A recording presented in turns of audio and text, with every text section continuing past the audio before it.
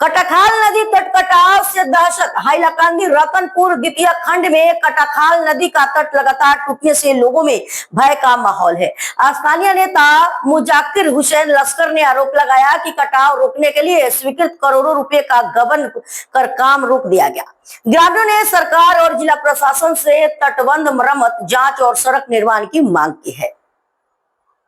actually আমরা লালমাটি ফেলাই দিছিলাম বুঝছেন বন্ধাদার হলে লালমাটি ফেলানোর কারণে লালমাটিটা কি হয় আমরা ফুবর ফাড়ো যে লালমাটি আছে এটা মেঘ দেওয়ার বাদে উতরাই যায় গিয়া উতরানোর পরে এটা একবারে গলিয়া মেঘর লগে বৃষ্টির লগে সব মানে সাইটে দিয়ে যায় গিয়া আর তার কারণে ছিড়িয়া যায় গিয়া আমি যেখানে উবাত আছি এখানেও কিন্তু আমার নিজের জমিনের মাটি যদিও আমি বিক্রি করছি নিজের জমিনের মাটি পড়ছে আর কি আটালি মাটি মতলব বন্দর মাটি হলে কি হয় সাইটে দিয়ে গাছ হয়ে যায় মাটিটা ছিড়িয়া যাইতে পারে না মাটিটা চাপ খাইয়া বুঝ যায় ফাঁক হয় না ফেক হয় না কিছু হয় না এভাবে বন্দর মাটিটাই বলা লাল মাটি মানে রাস্তার হাইটটা থাকে আর হাইটটা থাকে এটা ওভারফ্লো ইয়া পানিটা দেখা যায় না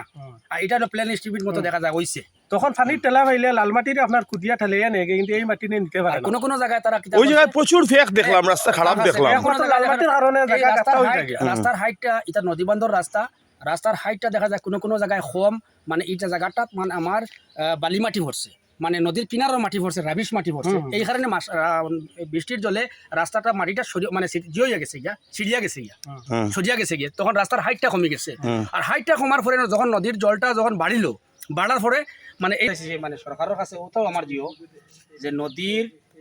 মিনিমাম 30 মিটার 40 মিটার মানে দূরে দিয়া নদী বান্ধব রাস্তাটা নেওয়ার লাগে যদি আজকে নদীর কিনার দিয়ে রাস্তাটা নেওয়া হয় তাহলে এরকম গাড়ি চলাচল করবো আবার যাইব কি বাংলা সরকার যে কোটি কোটি টাকা দেয়